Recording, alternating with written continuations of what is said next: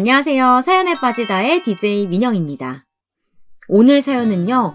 평생 굳은 일도 마다하지 않고 자식들만 바라보며 힘들게 키워놨더니 뻔뻔하게 부모를 돈줄로만 바라보는 자식들에게 본때를 보여준 어머님의 사연입니다. 오늘의 사연 시작해볼게요.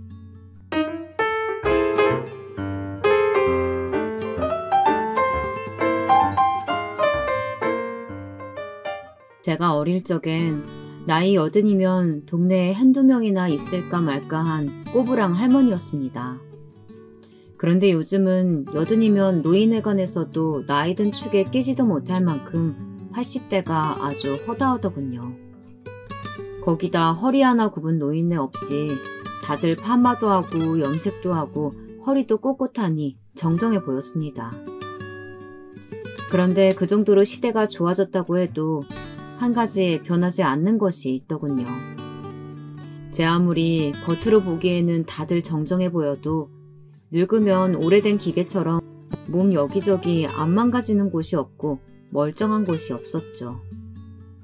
병원에만 갔다 하면 혈압이 어떻고 당뇨가 어떻고 운동해라 소식해라 을사양반의 잔소리 한 트럭과 약만 한가득 받아오기 마련이었죠.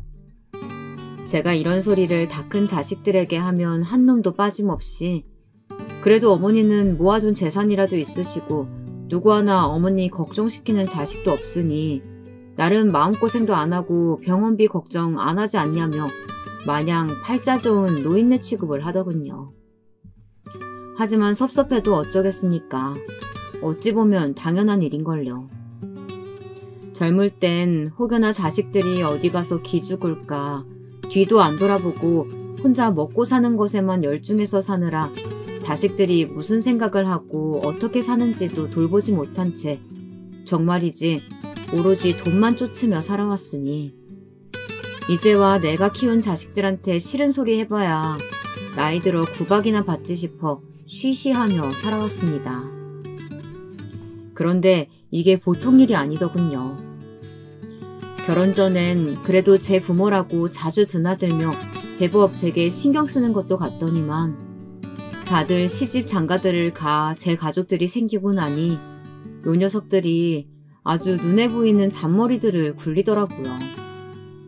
젊은 자식들에게 돈 좀 있는 부모는 아주 호구 중에 호구였습니다. 본인들 필요할 땐 언제든 찾아와 도움만 청하면 척척 돈이 나왔고 나이 들어 몸이 좀 힘들다고 해도 가진 게 많으니 집안에 부리는 사람이 많아 굳이 자기들까지 살뜰히 챙길 걱정 없다고 생각하는 것 같더군요. 저는 제 아들들처럼 어린 시절부터 유복하게 자란 것은 아니었습니다. 1940년 광복이 되기도 전에 시골에서 형제 많은 집에 막내딸로 태어난 저는 귀여움은 많이 받고 자라기야 했지만 먹을 게 없어서 굶는 날도 허다한 시절이라 번 돈을 모은다는 건 상상도 못했고 하루 벌어 3, 4일은 버텨야 했어요. 저는 17살이 되자마자 부모님과 떨어져 무작정 서울로 올라왔습니다. 제가 살던 고향에는 돈을 벌만한 일이라고는 씨가 말라 있었거든요. 사실 어린 여자애가 서울에 올라와 할 수 있는 일도 마땅치 않았지만 그래도 저는 스스로를 믿고 있었습니다. 제가 그래도 다른 형제들보다는 손재주가 제법 있었거든요. 저는 서울에 올라오자마자 멋쟁이들이 제일 많이 모여있다는 명동으로 갔습니다. 제가 살던 고향과는 가장 다른 곳에서 먹고 자고 일하고 싶었거든요. 명동에 도착하니 골목골목마다 멋진 마네킹들이 세워져 있었고 남자 양복에 여자들 원피스들까지 옷을 만들어 파는 양장점들이 즐비했습니다. 이곳은 마치 다른 세상 같았어요. 저는 눈에 보이는 대로 옷을 파는 곳이라는 가게에는 모두 다 들어가 본 것 같아요. 처음엔 창피한 것이라고는 없이 당당히 들어갔습니다. 제가 바느질이라면 좀 하는데 혹시 이곳에서 일을 좀 할 수 있을까요? 돌아오는 반응들은 싸늘하기만 했습니다.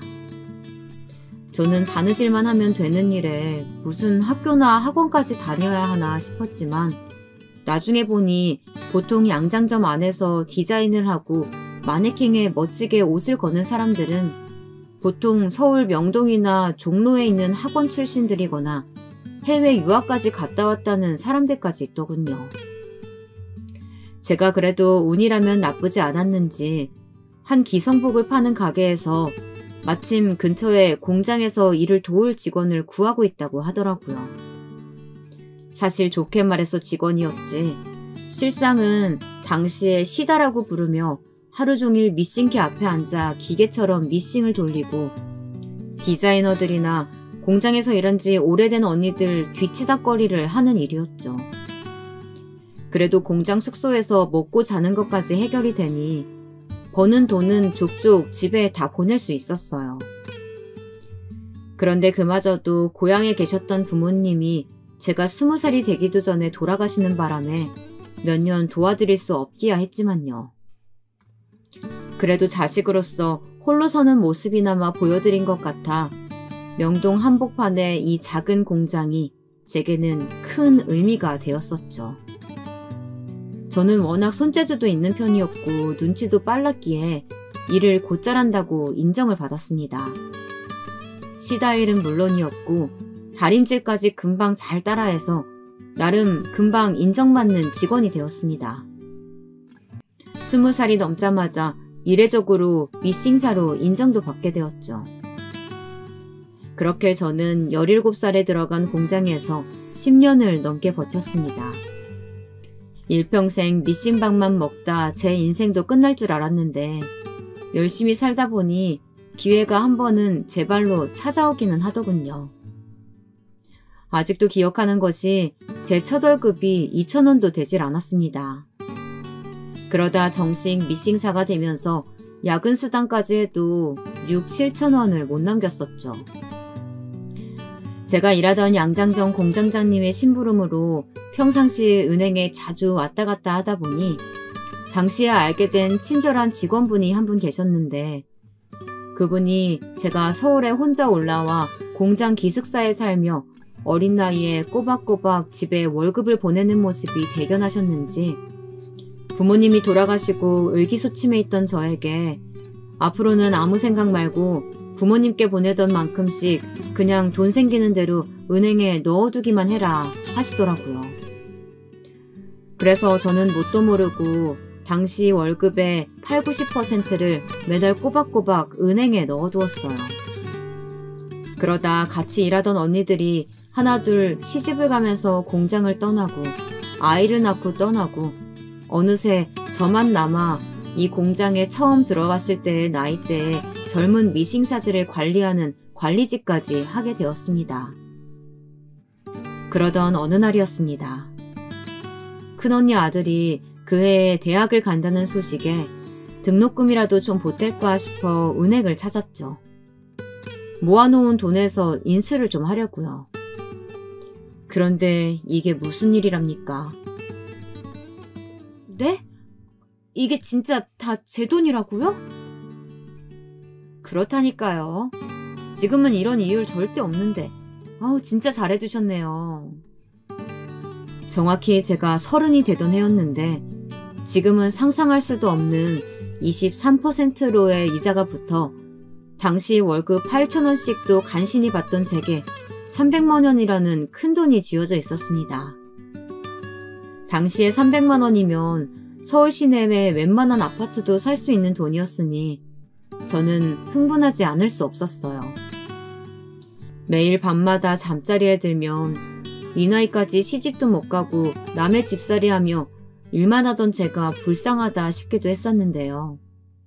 통장에 적힌 금액을 볼 때마다 기쁨의 눈물이 앞을 가리더라고요.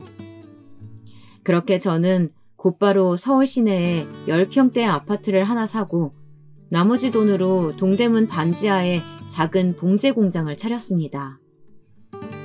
지금 생각해보면 그 젊은 나이에 무슨 용기가 있어서 그렇게 큰 돈을 덥석 다 써버렸는지 모르겠지만요. 어찌됐든 그래도 30살에 사장님 소리를 듣게 되긴 했네요. 그런데 서울에 떡하니 아파트가 있으면 무얼합니까? 그때부터는 정신 차릴 틈도 없이 공장 일에만 몰두하며 돈 버는 일에만 빠져 지내다 보니 시간이 가는 줄도 모르고 일만 했습니다. 워낙 젊은 나이이기도 했고 결혼도 안 한 처녀였으니 주변에서 제가 잘 될 거라고는 아무도 기대하지 않았죠. 심지어 저희 형제들도 행여나 힘들게 번 돈 날리기라도 할까 걱정들이 이만저만이 아니었습니다. 하지만 저는 해냈습니다. 동대문에 5평도 안 되던 반지하 봉제 공장은 어느새 1층 그리고 지하까지 모두 쓸 수 있는 2층짜리 공장으로 성장했습니다. 굳이 비결을 찾아보자면 오랜 시간 공장에서 일하면서 사람 보는 눈을 좀 키웠달까요? 공장에서 일하는 직원들은 나이나 학력, 성별 상관없이 오로지 실력만으로만 뽑았습니다. 그리고 공장에서 일하는 사람들을 공순이라고 부르거나 시다라고 부르던 명칭들도 제 공장에서는 절대 통용되지 않았죠. 월급은 조금씩이라도 매년 올려주었고 야근수당은 정직하게 계산했습니다. 그러자 자연스레 처음 공장을 시작할 때 함께했던 직원들이 새로 공장을 이전할 때까지 함께할 수 있었죠. 그렇게 정신없이 살다 보니 어느새 제 나이는 30 중반을 달리고 있더군요. 제 인생에 돈은 좀 들어와도 남자복은 없나 보다 라고 생각하고 결혼은 아예 반쯤 포기하고 정신없이 일만 하며 살던 와중에 제게도 좋은 인연이 찾아오긴 하더라고요. 공장을 하며 알게 된 동대문 의류상가의 직원이었던 남편을 만나 몇 개월 뜨겁게 연애를 하고 결혼을 했습니다. 당신은 나이도 많고 억세기만 한 나 같은 여자가 뭐가 좋아서 결혼했어?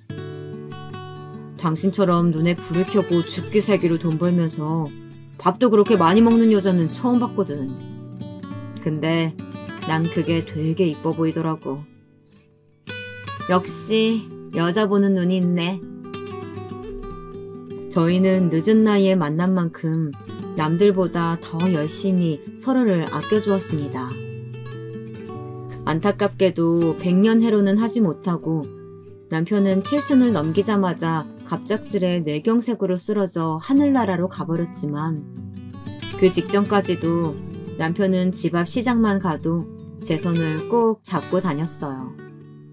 지금이야 시부모님들이 돈 잘 버는 며느리라면 다들 업고 다닌다지만 제가 젊을 당시만 해도 아들 가진 부모들이 어디 돈만 버는 여자를 예뻐했어야 말이죠.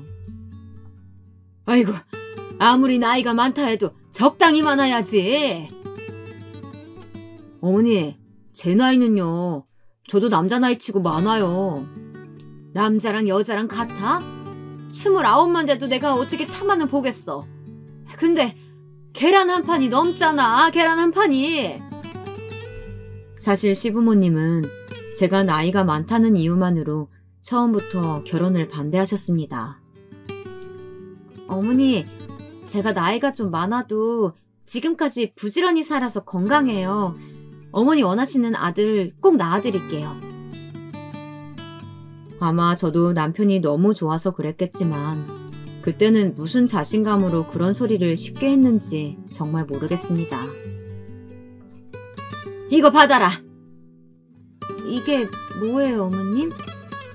내가 아주 용한 데서 큰돈 주고 해온 거야.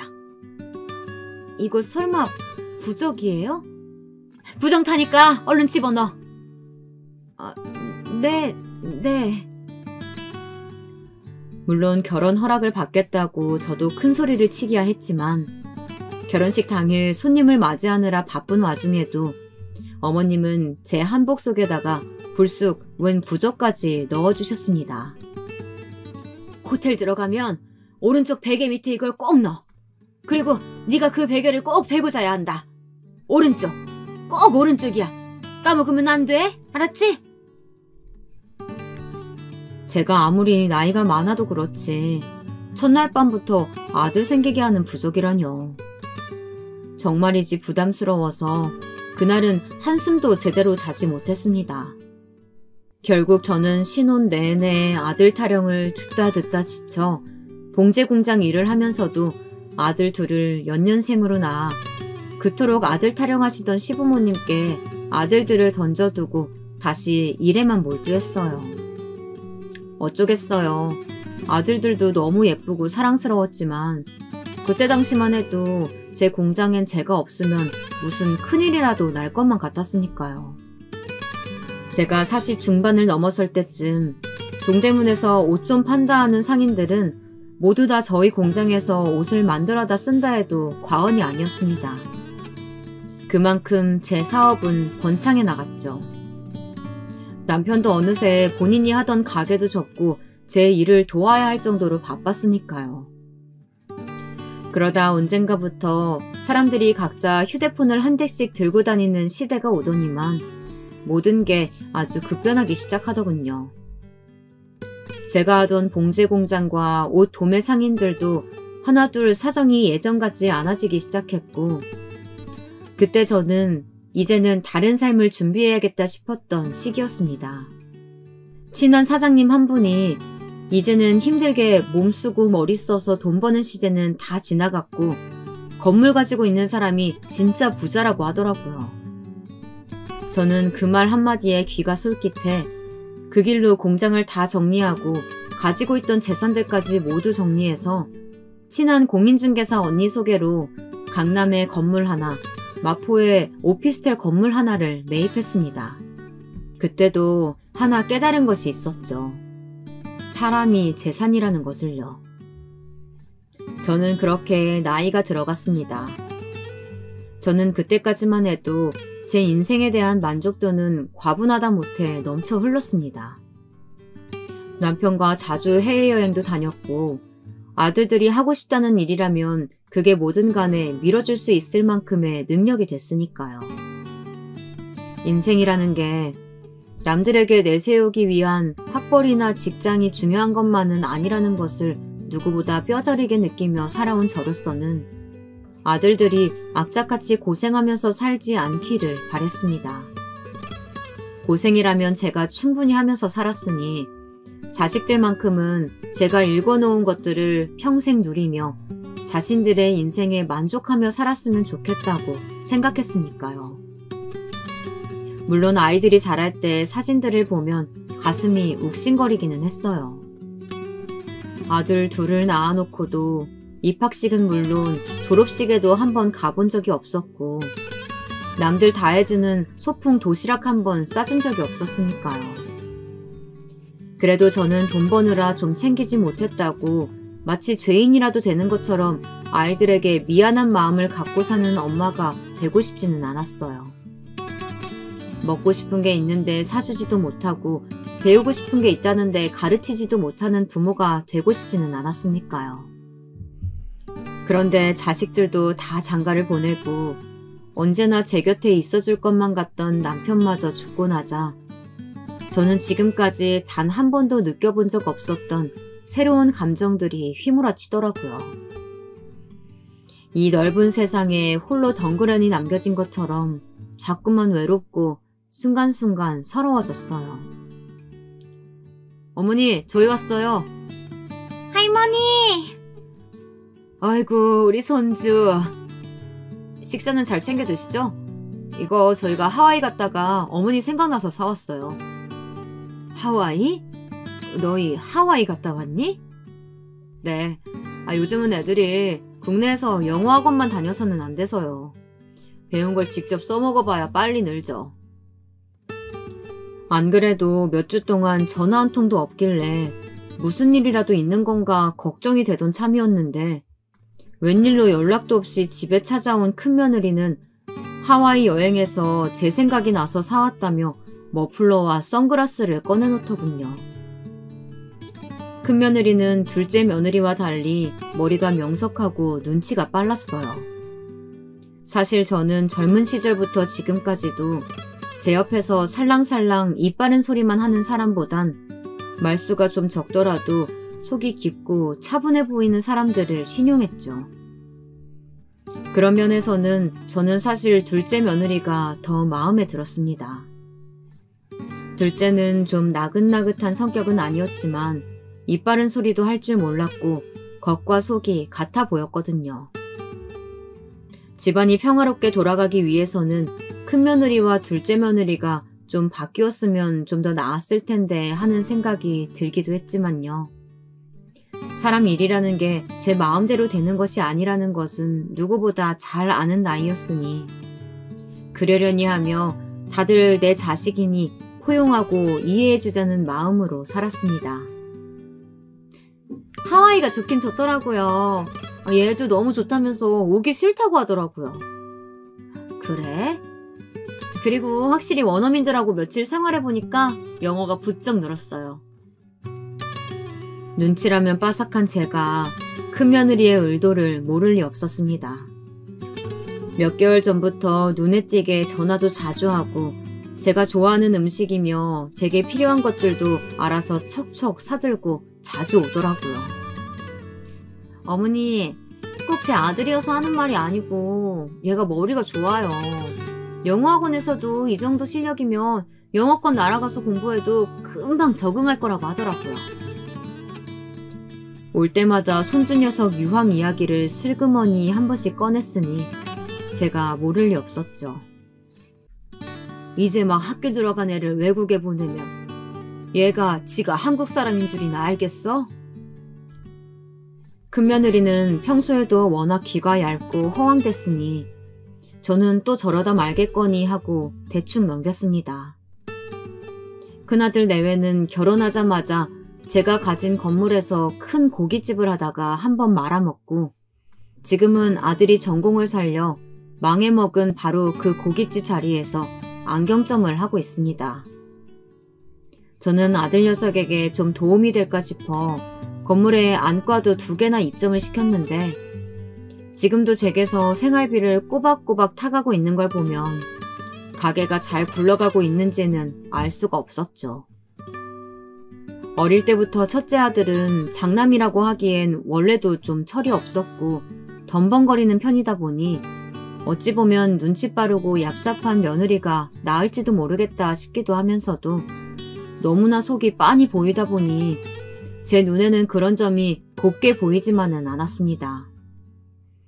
사람의 속내가 어쩐지 깨끗해 보이지는 않는달까요. 그래도 옛말에도 곰보다 여우가 낫다고들 했으니 그 속마음이 어떨지 몰라도 그래도 자기 남편이나 자식을 위해 다 잘 살아보겠다고 이 늙은 시어머니에게 아부도 하고 나름 예쁨도 받아보려고 하는 것이니 저도 받아주자 싶었습니다. 어린 자식 유학 보내놓고 다리 쭉 펴고 살 수 있겠어? 얘만 어떻게 보내요. 당연히 저도 따라가야죠. 뭐? 그럼 애비는? 뭐 애비야. 여기서 하는 일도 있고. 그러니까 지금 네 얘기는 처자식 외국에 보내놓고 내 아들더러 여기서 혼자 호라비처럼 돈이나 벌어서 보내라? 뭐 그런 거냐? 역시나 예뻐하고 싶어도 예뻐할 수가 없었습니다. 감히 제 앞에서 제 아들을 기러기 아빠를 시키겠다고 저렇게 당당하게 말하다니요. 세상이 아무리 급변하고 요즘 부모들은 자식 위해서라면 뭐든 한다고들 해도 이건 아니었습니다. 제게 고루하다 손가락질해도 상관없었어요. 어려서 바쁜 부모 탓에 할머니, 할아버지 손에 자란 안쓰러운 아들이 40이 넘은 창창한 나이에 처자식도 없이 독수 공방이라뇨. 절대 있을 수 없는 일이었습니다. 앞으로 내 앞에서 유학 얘기는 꺼낼 생각도 하지 마라. 어머니, 저는 그게 그런 게 아니고... 제 반응에 놀랐는지 큰며느리는 어쩔 줄 몰라 했습니다. 그래도 큰며느리 나름대로 지금까지 제게 쌓아올린 공이 있다고 생각했을 텐데 말 한마디 실수해서 공든탑이 무너졌다 생각하는 것 같았죠. 저는 어디 좋은 학원이나 하나 더 알아봐서 얘기하라고 엄포를 놓았습니다. 학원비 정도야 얼마든지 내주겠다고요. 한국에서 공부만 잘해도 다들 자기들이 알아서 해외도 나가서 잘만 일하던데 굳이 어린애를 데리고 말도 안 통하는 외국까지 나가서 멀쩡한 부자지간을 떨어뜨려 놓고 공부라뇨. 공부가 아무리 중해도 설마 제 가족보다 중할까요? 저는 그날 저녁 큰아들에게 전화해 네 마누라 단속 잘하라고 경고해 주었습니다. 저도 손에 돈 좀 쥐고 있다고 자식들을 제멋대로 쥐락펴락하고 싶지는 않았지만 제 자식들만 있는 것이 아니었으니 그 또한 생각보다 쉽지 않더라고요. 반면에 둘째 아들 내외는 그래도 둘 다 제 살 길들은 알아서 찾아서 아들놈은 대학을 졸업하고 들어간 중소기업을 착실하게 다니고 있었고 둘째 며느리는 강남에서 미용사로 일하고 있었죠. 제가 제 건물에 가게 하나 차려주겠다고도 했지만 둘째는 극구 거절하며 아직 나이도 젊으니 직원으로 있는 게 마음도 편하고 연차가 높아 월급도 세다며 괜찮다고 하더라고요. 자식이라고는 둘밖에 없는데 혹여나 누구 하나 서운할까 싶어 지들이 버는 건 나도 모르겠고 생활비는 두 며느리에게 다 똑같이 주고 있었습니다. 원래 며느리와 시어머니 사이라는 게 아무리 겉으로 멀쩡해 보여도 그 속에 나쁜 감정 하나 없을 수는 없다고 생각하는 저로서는 거리를 두고 용돈은 많이 주는 게 관계를 좋게 유지하는 가장 좋은 방법이라고 생각하며 살아왔습니다. 그런데 위에서 말한 대로 언젠가부터 이 큰 집에 혼자 살고 있다는 게 외롭고 쓸쓸하더군요. 남편이 젊어서부터 전원에 대한 로망이 있어 건물을 사고 남은 돈으로 서울 외곽 조용한 동네에 2층짜리 주택에 정원이 넓게 딸린 집을 사 남편은 매일같이 마당에 나가 나무를 다듬고 잔디에 물을 주며 계단을 닦고 또 닦았습니다. 아이고 어제도 닦고 오늘도 닦고 두 노인네만 사는데 그러다 누구 한 사람 넘어지면 큰일 나겠다. 제 볼멘 소리에도 남편은 항상 이 집에서 오래오래 저랑 살고 싶다고 한 살이라도 젊을 때 더 깔끔하게 해두는 거라고 말하더라고요. 그러면 뭐 하겠어요. 이제는 가끔 와서 정원을 관리해주러 오는 업체 직원이나 일주일에 몇 번씩 집에 와 청소해주고 반찬해주는 아줌마들 말고는 항상 혼자인걸요. 물론 두 아들 내외도 한 달에 한두 번씩 들러 손주 녀석도 보여주고 함께 맛있는 것도 만들어 먹곤 했습니다. 하지만 아들들은 제 걱정보다 언제나 본인들 걱정뿐이었죠. 나도 나이가 드는지 요새는 하루 종일 가게에 나가 있는 것도 힘들어. 형, 난 직장인이야. 형 직장 생활 안 해봤지? 난 내 아래 직원들보다 상사가 아직도 많다. 상사가 적어지면 적어질수록 네 회사 수명도 줄어드는 거 아니냐? 진짜. 하긴 네가 무슨 걱정이야. 회사 그만두면 엄마가 건물 물려줄 텐데. 그치 엄마. 난 꼭 강남에 있는 거 줘. 알았지? 야, 너 그게 무슨 소리야. 내가 지금 거기서 장사를 하고 있는데. 형은 가게 보증금도 안 내고 평생 엄마한테 빌붙어 있잖아. 그것만 해도 얼마나 번 거냐? 너 말 다 했냐? 엄마, 형은 마포만 줘도 되잖아. 그치? 강남은 나 줄 거지? 조용히들 안 해? 너네는 엄마 늙는 거는 안 보이냐? 혼자 사는 늙은 애미한테 오랜만에 놀러와서 한다는 소리가 그런 헛소리들밖에 없어? 동생이라는 자식이 자꾸 형한테 덤비잖아요. 으이그, 엄마도 겁만 이렇지. 요즘은 혼자 계단 내려오기도 벅차. 소화도 잘 안 되는 것 같고 무릎은 왜 이렇게 또 쑤셔댔는지. 엄마가 어디가 늙어. 소리 지르는 거 보니까 아주 정정하구만. 엄마, 그래서 강남은 누구 줄 건데? 뭐야? 이 자식들이 정말. 속이 터지다 못해 아주 문드러지는 것 같았습니다. 어떻게 제 속으로 낳은 자식들이지만 하나같이 다 저 모양일까요? 제가 같이 살자는 것도 아니고 그냥 남들처럼 자식들에게 조금이나마 기대서 따뜻한 말 한마디 들어보려고 한 것이었는데 오히려 화만 치밀어 오르고 금방이라도 화병으로 몸져 눕겠더라고요. 집에 일해주러 오는 아줌마들도 그렇고 주변에 나에 대해 잘 모르는 사람들도 다들 그 큰 집에서 여든 바라보는 할머니가 어떻게 혼자 사냐며 걱정들을 하는데 내 배 아파 낳은 자식들이라는 놈들은 애미가 늙어가는 것은 보이지도 않고 하루라도 빨리 재산이나 정리해서 주길 바라는 눈치였습니다. 물론 저도 절대 자식들에게 패 끼치는 짓은 하고 싶지 않았어요. 요즘 여든이 어디 옛날 여든처럼 꼬부랑 할머니도 아니었고 저는 매년 받는 건강검진에도 문제랄 것 없이 건강했으니까요. 남들 다 먹는 그 흔한 콜레스테롤이니 당뇨니 약 하나 먹는 게 없었습니다. 그런데 아무리 그래도 자식들이라는 놈들이 어떻게 자기들 마누라의 손주까지 있는 앞에서 아직도 돈 가지고 저리 싸워댈까요? 40년을 살면서도 돈 걱정 한번 해본 적 없는 녀석들이 말입니다. 사실 제가 살아봐야 몇 년이나 더 살겠으니까. 저도 더 이상 저렇게들 원하는데 자식들 소갈이 안 시키고 일찌감치 줄 수 있는 거 다 정리해서 주고 편하게 사는 모습 보면 좋죠. 그런데 어쩐지 제가 이거라도 쥐고 있지 않으면 이 녀석들이 제 얼굴조차 보러 오지 않을 것 같다는 마음이 들었습니다.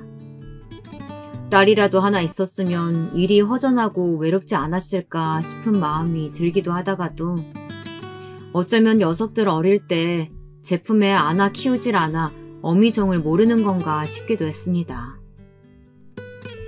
엄마 맛있지? 내가 엄마 주려고 저기 유명한 데서 사왔다니까. 아이고 우리 작은 아들이 웬일이래? 내가 엄마를 이렇게 생각한다니까? 형은 이런 거 안 사오지? 또 시작이다. 여기서 형 얘기가 왜 나와? 엄마도 잘 생각해봐. 형은 한번 망해먹은 적이 있잖아.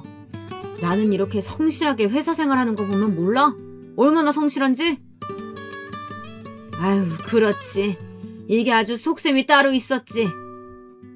아니 나야 엄마 보고 싶어서 왔지. 도대체 언제 철들래? 이혜미는 너네 나이에 건물을 샀어. 알죠. 우리 어머니 대단하신 거. 그런 얘기나 듣겠다고 한 이야기가 아니었는데 제 아들 녀석들이었지만 정말이지 철딱선이라고는 없었습니다. 그러던 어느 날이었습니다. 제가 아무리 이 나이에도 특별히 아픈 것 없이 건강한 체질을 타고나기야 했다지만 몇십 년을 그 어두운 지하에서 밥 먹는 시간을 빼고는 하루에 10시간씩 매일 앉아 미싱을 돌렸으니 허리와 무릎, 손목, 온몸의 뼈란 뼈들이 날씨만 굳으면 시리고 저려왔어요. 앉았다가 일어나는 것도 힘들 정도로 말이죠. 그날은 새벽부터 비가 내려서 컨디션이 좋지 않아 내내 위층에 누워만 있었는데요. 배가 좀 고픈 것 같아서 아래층으로 내려오다 그만 발을 헛디뎌 그대로 굴러떨어지고 말았습니다. 정신은 말짱했는데 아무래도 이제 쓰임을 다한 몸이라 그런지 영 몸에 힘이 들어가지 않아 도저히 몸이 일으켜지지 않더라고요. 휴대폰도 위층에 그냥 두고 내려왔으니 방법이 없었죠. 어머, 괜찮으세요?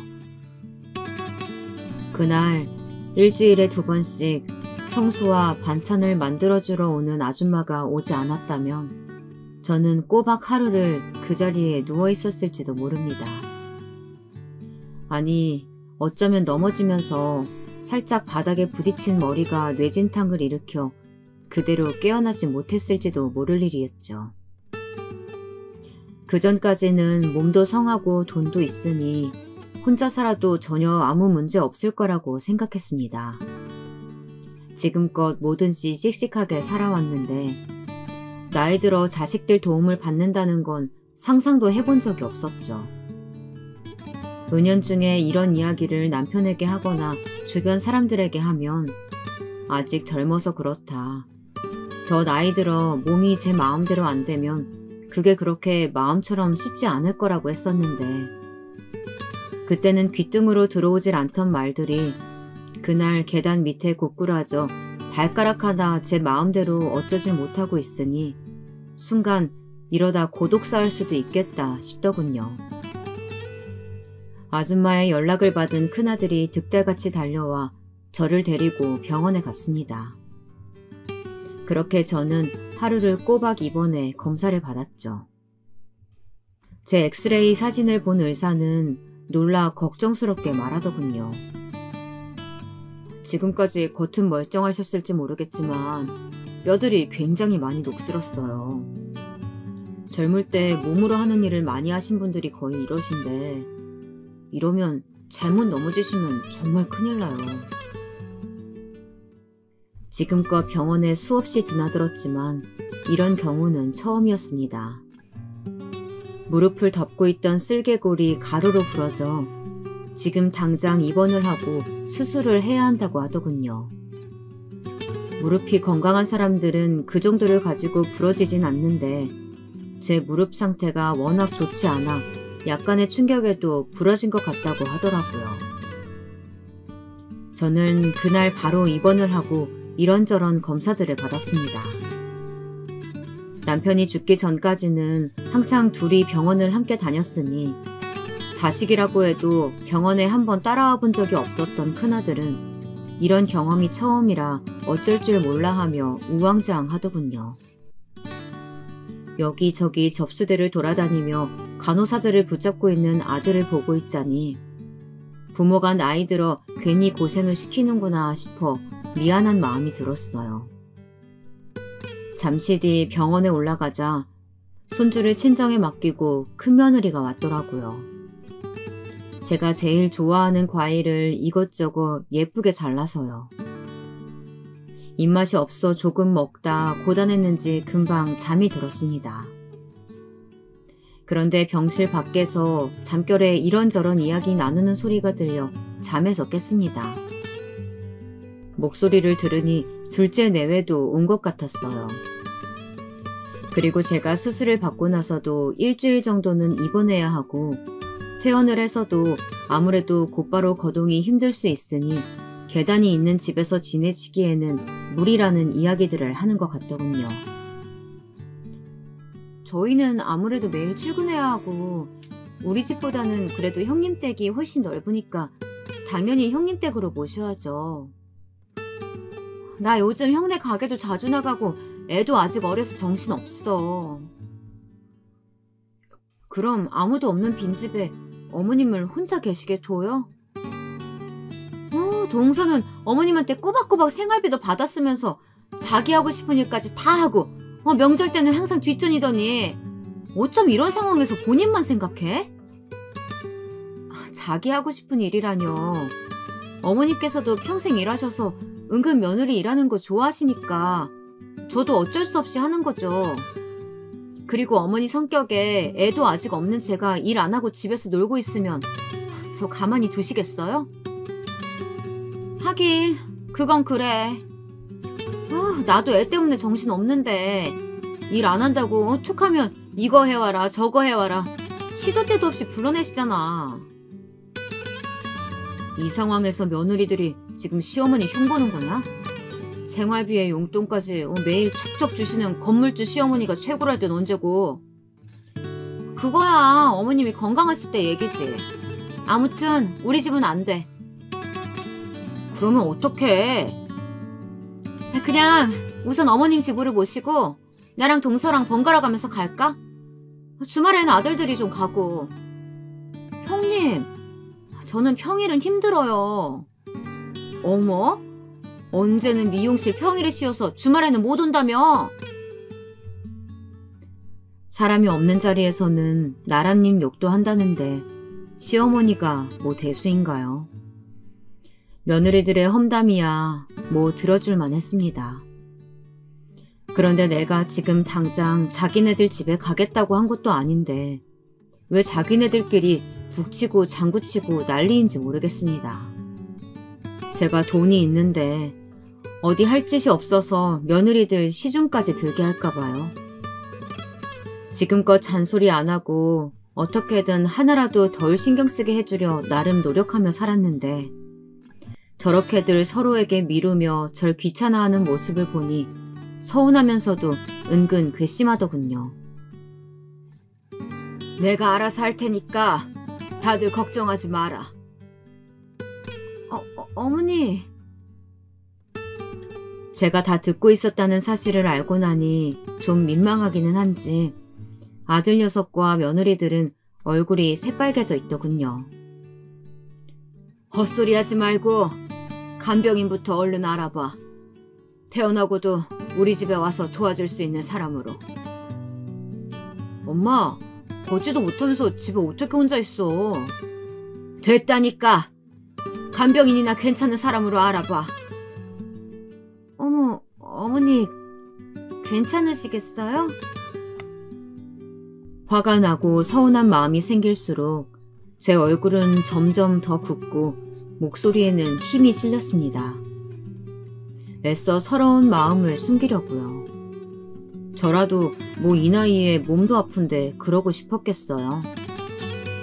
하지만 젊을 때부터 누구에게 기대고 도움받고 하는 것이 익숙지가 않아서 그런지 괜한 자존심을 부리게 되더라고요.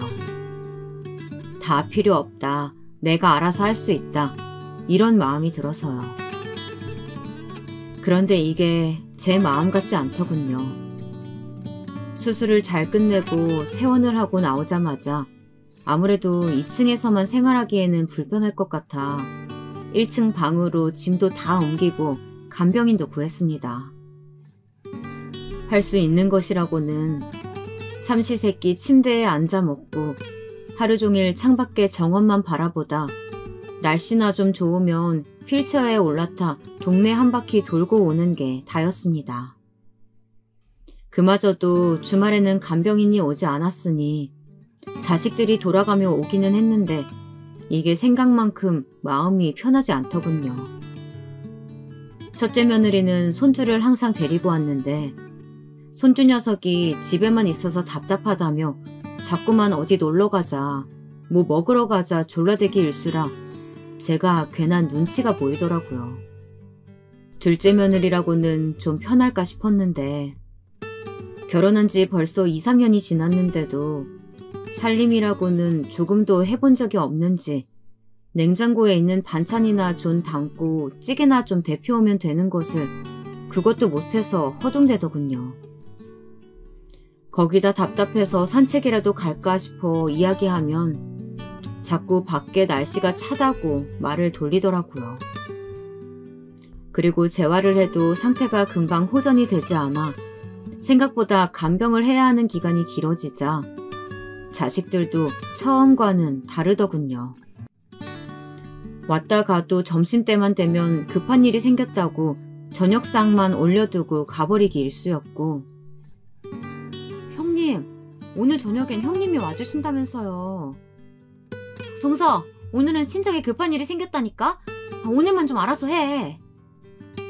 제가 그럼 미리 형님한테 뭐하러 부탁을 했겠어요. 오늘은 정말 가게에 나가봐야 한다니까요. 저번 주에도 내가 하루 더 갔잖아. 동서, 자꾸 이런 식이면 나도 곤란해. 그럼 미리라도 연락을 좀 주셨어야죠. 나랑 이렇게 실랑이 할 시간 있어? 빨리 가게에 전화나 해. 오늘은 못 간다고.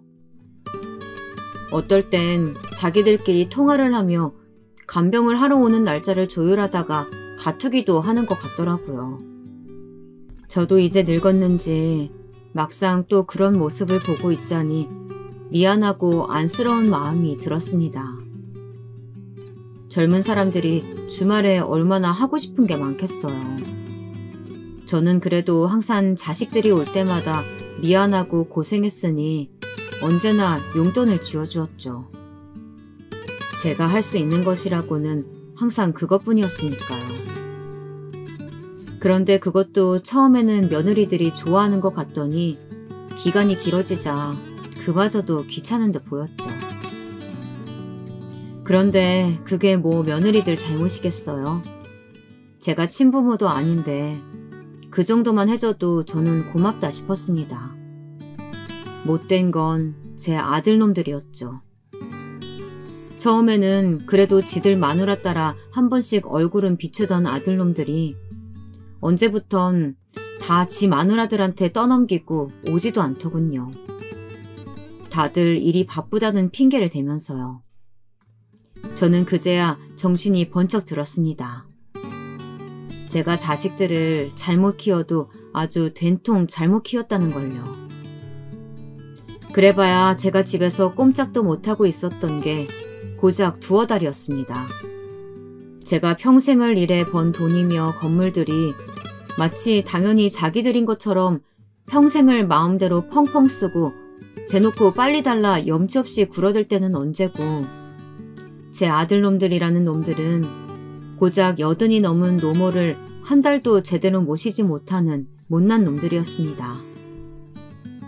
이제 좀 무릎이 회복돼서 그래도 집안에서만이라도 이동을 할 수 있게 되자 저는 주말에 오던 며느리들에게 이제 그만 와도 된다고 했습니다. 어차피 마음에도 없는 대리효도 저도 받고 싶지 않았거든요. 아이고, 속상하겠네. 그러니까 아주 자식 키워봐야 소용없어. 내가 아주 이 녀석들 버릇을 고쳐놓을 거라니까.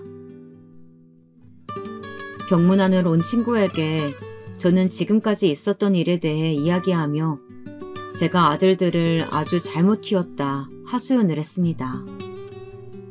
그러자 친구는 요즘 애들은 우리 때랑 사고방식 자체가 다르다면서 웬만해서는 버릇 고치기 어려울 거라고 하더군요.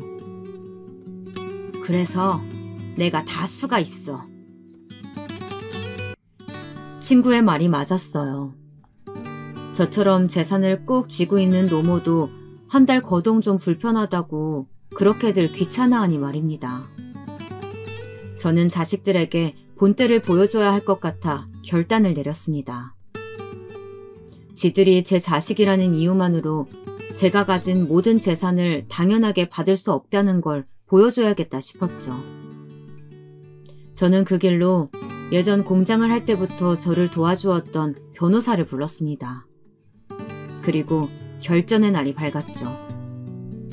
바로 제가 무릎을 모두 다 회복하고 난 이후의 명절날이었습니다. 오랜만에 2 아들과 며느리, 손주까지 모두 다들 저희 집에 모였죠. 저희 집은 명절이라고 해서 특별히 하는 것이 없고 간단히 남편이 좋아하던 음식들만 준비해 제사상을 올리곤 했습니다. 아들들은 병풍을 꺼내고 있었고 며느리들은 미리 준비해둔 음식들을 꺼내 제기에 올리고 있었습니다. 저는 다들 정신없이 바쁜 틈을 타 작전을 개시했죠. 어머 여보, 이리 나와봐요. 우리 애들이 아주 맛있는 걸 많이 차려놨네. 어머니, 지금 뭐라고 하셨어요? 너희는 이렇게 맛있는 걸 많이 했으면 시아버지부터 좀 챙겨드리고 그래야지. 엄마, 왜 그래? 우리 지금 병풍 꺼내는 거 안 보여? 병풍? 병풍은 왜? 어머님, 저희 지금 아버님 제사상 차리고 있잖아요. 제사상? 너희 지금 무슨 소리야? 너희 아버지 방에 계시잖아. 제 어눌한 표정과 뻔뻔한 말투에 자식들은 모두 다 귀신이라도 본 듯한 얼굴이었습니다. 다들 입을 쩍 벌리고 있더군요. 지금 무슨 연극을 하고 있는 거냐고요? 놀라실 필요 없어요. 저는 아주 멀쩡하거든요. 좀 치사하긴 해도 제가 생각해낸 수가 바로 이것이었습니다. 치매에 걸린 노인처럼 굴어서 어느 자식이 제게 진심을 다하고 위하는지 확인해보고 싶었거든요. 제가 아무것도 모르는 어린아이처럼 변해버리면 더 이상 재산 좀 더 받겠다고 제 앞에서 연기할 필요는 없을 테니 진짜 모습을 보이겠다 싶기도 했고요. 이번에 변호사를 불러 유산 상속에 대한 유언장도 새로 작성했습니다. 물론 저도 웬만하면 두 아들과 며느리들에게 공평하게 나눠주고 싶었습니다. 하지만 최근 일을 통해 느낀 것이 하나 있다면 제가 죽기 전에 재산이라도 자식들에게 다 뺏기고 나면 앞으로 남은 제 여생이 너무나 쓸쓸하고 외로울 것 같다는 생각이 들었습니다. 뭐 사실 이제 와서 눈물 나는 효심을 바라는 것은 아니었어요. 지금까지는 좀 철없이 철부지로 살아왔대도 그래도 명색이 하나밖에 없는 어미가 하루아침에 아무것도 할 줄 모르는 어린애로 변해버린다면 자기들도 조금이나마 느끼는 것이 생겨 지금까지와는 다른 모습을 보여주기를 바라는 마음이기도 했습니다. 어쨌든 제가 세상을 떠나게 되더라도 남은 자식들은 서로를 돕고 위하며 살아가야 하는데 재산 조금 더 받겠다고 싸우는 꼴을 하늘나라에서 남편과 지켜보고 싶지는 않았거든요. 그렇게 되면 저도 먼저 간 남편을 볼 낯이 없었으니까요. 형, 엄마 좀 이상하지 않아? 그러니까 아까는 뜬금없이 나더러 어디 사냐고 묻더라니까? 아주버님께도 그러셨어요? 아까는 저더러 다른 사람 이름을 부르시면서 어머님은 잘 계시냐고 하시더라니까요. 아시잖아요. 저희 엄마는 저 어릴 때 돌아가신 거. 아무래도 어머님 이상해요. 역시나 그날 밤 제가 침실로 돌아가고 얼마 지나지 않아 자식들은 모여 긴급회의라도 하는 눈치더라고요. 이상하긴 뭘 이상해. 왜? 동서는 어머님이 치매라도 걸리셨을까봐 걱정돼? 그럼 형님은 걱정 안 되세요? 그래 여보, 나도 좀 걱정되던데. 아 형님 설마. 뭐가? 어머니 치매 걸리신 게 오히려 잘 됐다고 생각하시는 거 아니죠? 뭐? 이 김에 어머니 요양원에 보내고 재산 다 빼돌리자 뭐 이런 거 아니냐고요. 자기야, 요양원은 너무했다. 요양원이 뭐 어때서? 그럼 자기가 회사 그만두고 어머님 모실 거야? 아, 그거야 아니지만 요즘 요양원이 얼마나 좋은데. 알아서 간병해주는 사람 있지. 밥도 꼬박꼬박 나오지. 웬만한 호텔보다 낫다니까? 그런가? 정말이지 더 이상 둘째 며느리의 말을 들어줄 수가 없었습니다.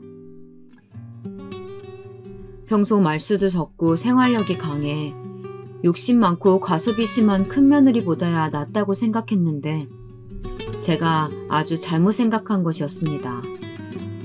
아들들이 먼저 꺼내기도 전에 미리부터 요양원 얘기를 꺼낸 것도 모자라서 제 아들들을 부추기기까지 하다뇨. 너무 화가 나서 도저히 참지 못하고 제가 방문을 열고 나가려던 바로 그때였습니다. 동서, 미쳤어? 무슨 그런 소리를 해? 네? 뭐가요? 요양원이라니. 어머님이 얼마나 건강하신데 그런 소리를 하냐고. 아니, 형님도 아까 분명히 보셨잖아요. 어머니 이상하시긴. 연세 드시면 가끔 그럴 수도 있는 거지. 아무리 연세가 있으시다고 해도 뭐 치매 검사라도 한번 받아보시는 게. 동서, 이제 보니까 동서 무서운 사람이었네. 걱정하지 마. 어머니 치매면 내가 다 알아서 모실 테니까. 저는 정말이지 너무 놀라서 순간 눈물이 왈칵 올라왔습니다. 사람 보는 눈 하나만큼은 좋다고 자부했었는데 제가 너무도 아둔했나 봅니다. 조금 제 마음에 들지 않는다고 해서 지난 10년 동안 맏며느리와 시어머니로 살면서도 알게 모르게 싫은 소리도 많이 하고 그 잘난 돈 좀 준다고 귀찮게도 많이 했는데요. 저렇게까지 제 생각을 하고 있을 거라고는 생각지도 못했어요. 저는 그날 이후 큰며느리가 다시 보였습니다. 그리고 큰며느리도 그날 제 행동이 걱정됐는지 매일같이 집으로 찾아오더라고요. 제가 좋아하는 반찬은 물론이고 주말마다 저를 데리고 여기저기 나들이도 시켜주었습니다. 그리고 전보다 훨씬 더 살갑게 굴더라고요. 정말 아픈 부모를 간병하듯이 말이죠. 반찬 해주는 아줌마도 있는데 뭐하러 이렇게 매일 해와, 힘들게. 반찬 이모 이제 오시지 말라고 했어요. 그래? 뭐하러? 어머님 연세도 있으시고 앞으로는 제가 이모 오시던 만큼 올게요. 반찬도 반찬이지만 어머님 걱정도 돼서요. 큰며느리는 그때 계단에서 굴러떨어진 게 마음이 쓰였다면서 손주도 이제 좀 컸고 앞으로는 자신이 제게 좀 더 신경을 쓰겠다고 하더라고요. 제가 마음 상할까봐 정신줄이 왔다 갔다 한다는 얘기는 꺼내지도 않고 말이죠. 큰며느리가 이렇게나 마음 씀씀이가 큰아인지 미처 몰랐었던 지난날이 후회되더군요. 힘있을 때 더 잘해줄 걸 그랬다 싶었고요. 제가 앞으로 몇 년이나 더 살지는 몰랐지만 그래도 제가 유언장에 쓴 대로 앞으로 저를 더 살뜰히 챙겨줄 큰아들과 며느리에게 지금이라도 당장 제가 가진 모든 재산을 주기로 마음을 먹었습니다. 둘째에게는 앞으로도 주던 대로 생활비만 매달 주는 것으로 하기로 했죠. 그런데 하마터면 여우, 아니 꼬리 9은 달린 구미호에게 제 모든 걸 뺏길 뻔했습니다. 자식이 뭐라고, 그 정도의 관심 좀 보여줬다고 하루하루 행복하게 살아가던 때였습니다. 우연히 동네를 지나다 바로 얼마 전까지 저희 집 반찬을 만들어주러 오시던 아줌마를 길에서 딱 마주쳤죠. 오랜만이네요. 아, 안녕하셨어요? 인사도 못해서 마음 쓰였는데 그래도 이렇게 만났네. 저는 반가워서 손까지 잡으며 친근하게 다가갔는데 아줌마는 영 마음이 편치 않은 것 같아 보였습니다. 아무래도 오랫동안 일했었는데 하루아침에 나오지 말라 해서 서운한가 보다 싶었죠. 왜요? 우리 집 며느리가 갑자기 나오지 말라고 해서 좀 서운했어요?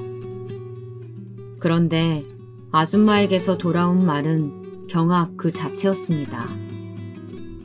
진실은 바로 이랬어요. 아줌마가 저희 집 반찬을 하러 왔던 날 우연히 저와 제 친구가 하던 이야기를 주방에서 들었답니다. 제가 자식들에게 치매 걸린 척 연기를 해 진심을 다해 제게 잘하는 자식에게 재산을 다 몰아주겠다고 한 그 말 말이죠. 그때 마침 쓰레기를 버리려고 현관을 나서려다 문 앞에 서 있던 저희 며느리와 마주쳤답니다. 죄 지은 것 없이 아줌마는 괜히 놀랐는데 며느리는 그 길로 아줌마를 끌고 나가 은행으로 가더니 바로 현금을 인출해 돈봉투를 쥐어줬답니다. 아줌마는 기가 막히고 코가 막혀서 사람을 어떻게 보냐고 큰 소리를 쳤답니다. 아무리 돈이 좋아도 남의 집 재산 싸움에는 끼고 싶지 않다면서요. 그랬더니 큰며느리가 앞으로는 나오지 말라고 했답니다. 어머니에게 혹여나 이상한 소리를 하면 자신이 가만두지 않겠다고까지 했다네요. 저는 그 자리에 그대로 주저앉아버리고 말았습니다. 머리가 핑 돌고 머리카락이 쭈뼛 서더군요. 그러고는 주먹을 불끈 쥐었어요. 이럴수록 더 똑바로 정신을 차려야 할 것 같아서요. 저는 그날 밤 자식들을 집으로 모두 불렀습니다. 제 유언장에 대해 할 말이 있다고요. 변호사까지 대동한 자리에 차례로 도착한 자식들은 모두 다 잔뜩 긴장한 얼굴이었습니다. 물론 큰며느리는 어딘가 여유가 있어 보였죠. 유언장 내용 공개하겠습니다. 먼저 작은 아드님에 대한 것부터 말씀드리겠습니다. 변호사의 한마디에 모두들 침을 꼴깍꼴깍 넘기는 소리가 나더군요.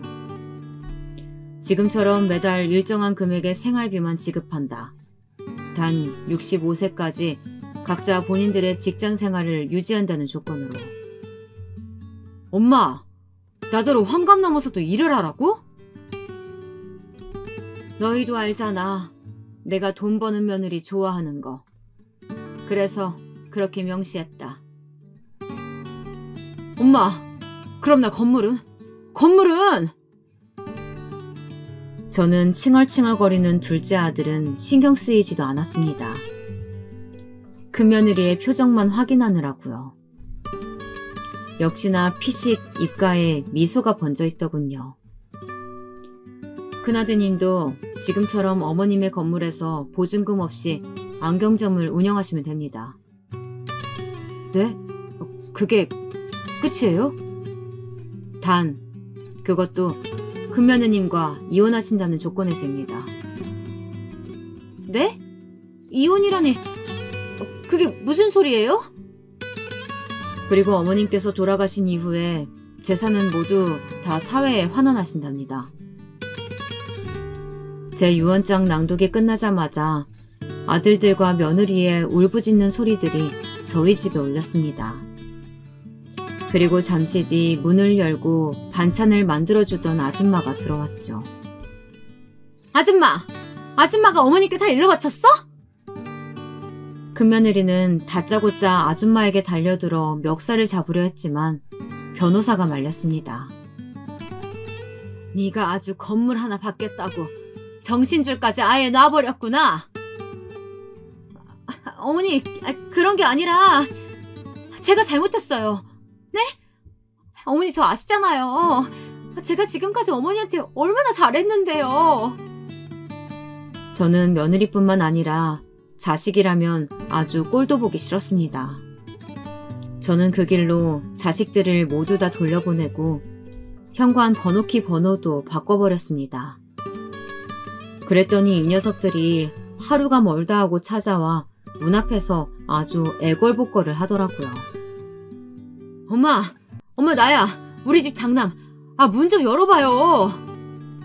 아이고, 가게 일로 바쁘신 양반이 이 먼 곳까지 어떤 일이시래?